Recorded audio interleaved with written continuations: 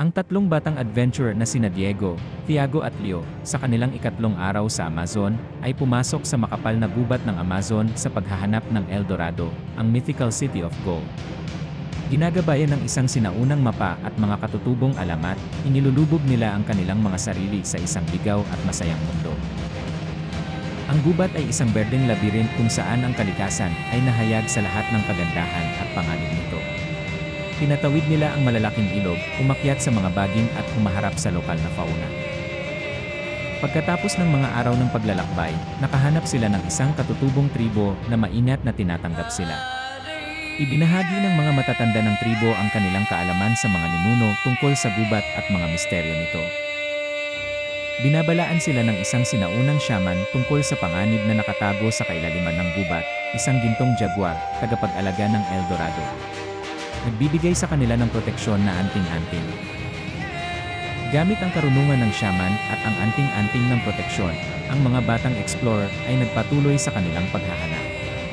Nahaharap sila sa hindi maisip na mga panganib, makamandag na ahas, gutom na jaguar at mga tribo ng kaaway.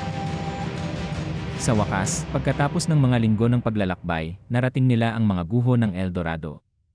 Ang lungsod, na nakatago sa mga halaman, ay isang kamangha-manghang arkitektura. Sa pagpasok sa pangunahing templo, nahaharap sila sa sunod-sunod na pagsubok na idinisenyo upang subukan ang kanilang tapang at talino. Nilulutas nila ang mga sinaunang bugtong at i-deactivate ang mga nakamamatay na bitat. Sa pagtatapos ng kanilang paglalakbay, nakakita sila ng isang lihim na silid kung saan matatagpuan ang puso ng ginto na binabantayan ng gintong jaguar. Sa isang epic showdown, ginagamit ng mga batang explorer ang kanilang mga kasanayan at kaalaman na nakuha sa gubat upang talunin ang gintong jaguar. Sa pamamagitan ng pagkuha ng puso ng ginto sa kanilang mga kamay, nararamdaman nila ang isang malalim na koneksyon sa kalikasan at nauunawaan ang tunay na kahulugan ng El Dorado.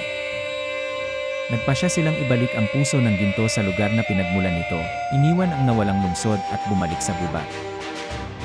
Bumalik sa katutubong na yon, ibinabahagi nila ang kanilang pakikipagsapalaran sa mga matatanda at binibigyan sila ng anting-anting ng shaman bilang tanda ng pasasalamat. Ang mga batang explorer ay umuwi na binago ng kanilang karanasan, dala ang mga alaala ng isang pakikipagsapalaran na magmarka sa kanilang buhay magpakailanman. Ang alamat ng El Dorado ay nabubuhay, ngunit ngayon alam ng mga batang explorer ang tunay na kahulugan nito.